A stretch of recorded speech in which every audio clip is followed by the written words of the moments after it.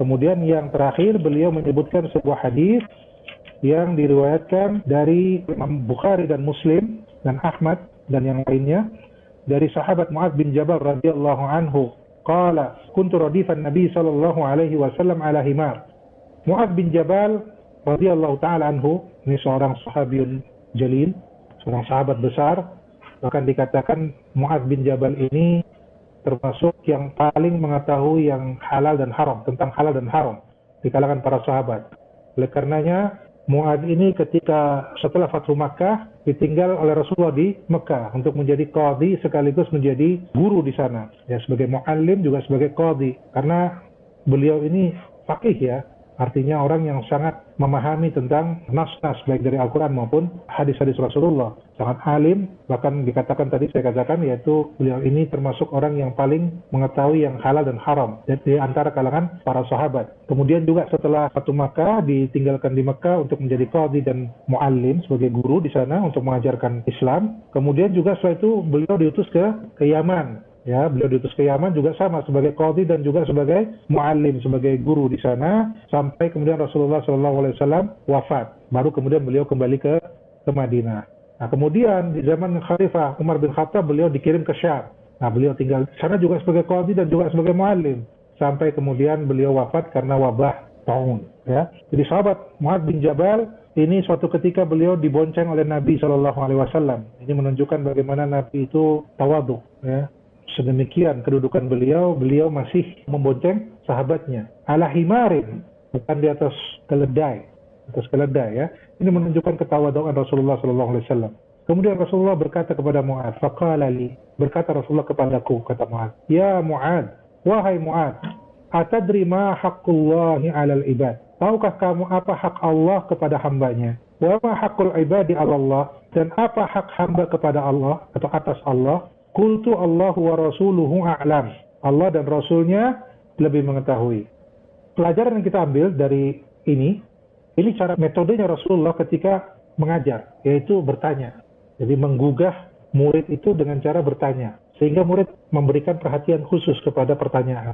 Dan yang ditanyakan Rasulullah masalah penting, haqqullahi 'alal ibad, hak Allah atas hambanya, wa haqqul ibadi 'ala Allah, dan hak hamba atas Allah, ya. Dan Mu'adz tidak mengetahui jawabannya. Oleh karenanya Mu'adz di sini mengatakan, qultu Allah wa rasul alam. Ini adab kepada guru dan juga ketika kita tidak mengetahui satu perkara, maka tidak perlu malu untuk mengatakan la adri, tidak tahu, atau mengatakan Allahu a'lam. Di sini Mu'adz mengatakan Allah wa rasul alam. Ketika Rasulullah masih hidup, kita katakan Allah dan Rasulnya mengetahui, betul. Tapi ketika Rasulullah sudah wafat, maka seperti zaman kita sekarang ini, kalau ketika ditanya suatu pertanyaan kita tidak tahu, maka cukup dengan Allahu a'lam, cukup. Tidak perlu Allah wa Rasul a'lam, ya. Atau tidak kita katakan tidak tahu, la adri, la a'lam, saya tidak tahu.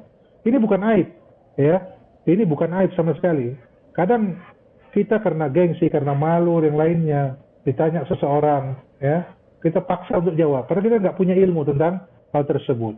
Ya, dikisahkan Imam Malik, ada seseorang yang datang dari jauh, kemudian menanyakan 40 masalah kepada Imam Malik. Dijawab cuma 4.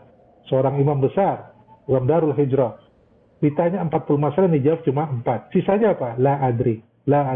Akhirnya jengkel orang ini. Saya datang dari kota ini ke kota ini ke kota ini, sampai di depan Imam Malik, berharap untuk semua pertanyaan yang terjawab, ternyata yang dijawab cuma 4. Ini selevel Imam Malik, ya. Ini kemudian Imam Malik bilang, sudah pulang saja sana ke negerimu, ya.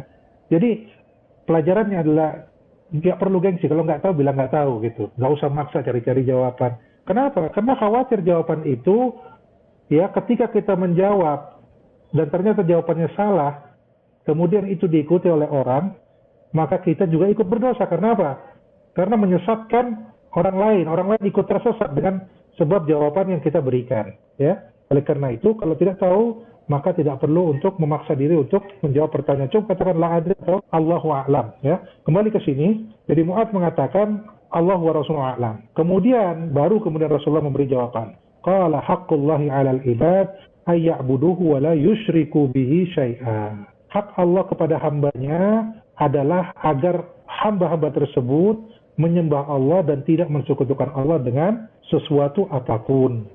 ini senada dengan dalil-dalil yang kita sebutkan tadi. Di antaranya hak yang paling utama adalah untuk beribadah kepada Allah saja dan tidak mensekutukan Allah dengan sesuatu apapun. Tadi sudah disebutkan dalilnya kan, ya. Wa'budullaha wa la tusyriku bihi syai'a. Ya, ini hak Allah kepada hamba. Kemudian hak hamba kepada Allah adalah alla yu'adziba man la yusyriku bihi syai'a. Agar Allah tidak mengazab orang-orang yang tidak mensekutukan Allah, ya. Yang namanya hak itu sesuatu yang harus dipenuhi, bukan begitu Pak? Hak suami terhadap istri, artinya sesuatu yang hak kewajiban istri kepada suami, itu hak suami. Kalau hak istri kepada suami, berarti kewajiban suami yang harus dipenuhi oleh suami. Ya, jadi itu hak istri, kita harus penuhi. Jadi yang namanya hak itu sesuatu yang harus dipenuhi. Tapi di sini, hakul ibadi ala Allah, itu tidak berarti kita memaksa Allah untuk memenuhi ini, bukan begitu maknanya. Ya, jadi jangan disalahpahami kita bisa paksa Allah.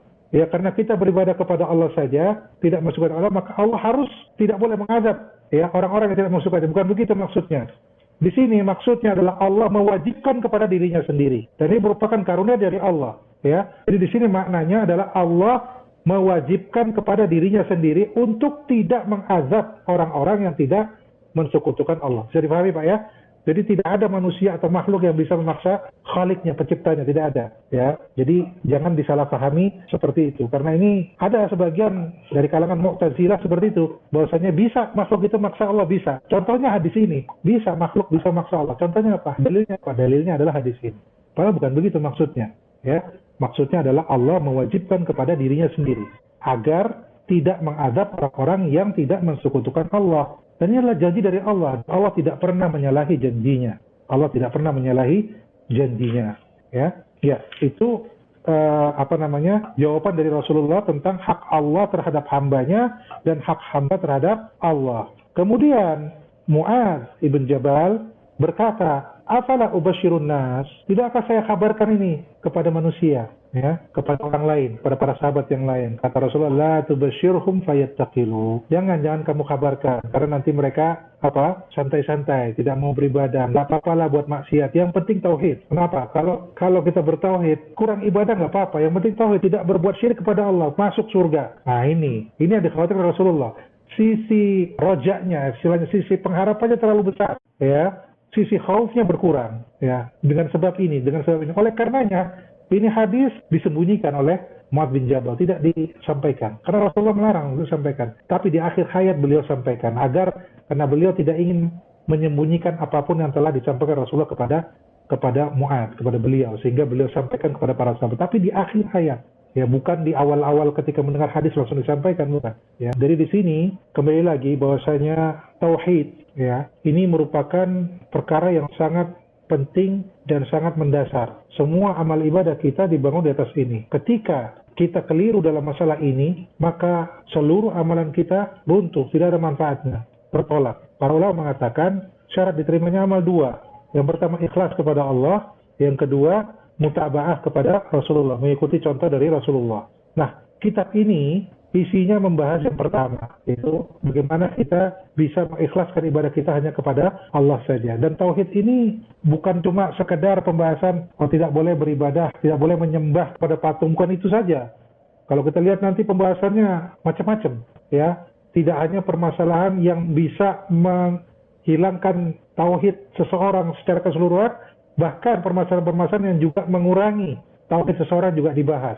Ya, syirik besar iya, syirik asgharnya juga dibahas dalam kitab ini. Ya, nah, ini dalam rangka apa? Ijtinab. Tadi kan dikatakan ijtinabut tauhid tadi, ya, menjauhi tauhid. Jadi bukan hanya tauhidnya, tapi juga wasilah. Di antaranya syirik asghar. Ini wasilah menuju syirik akbar. Ini juga dibahas. Perkara-perkara yang bisa mengantarkan kepada syirik akbar, ini semua dibahas oleh beliau. Ya, rahimahullahu ta'ala. Ya.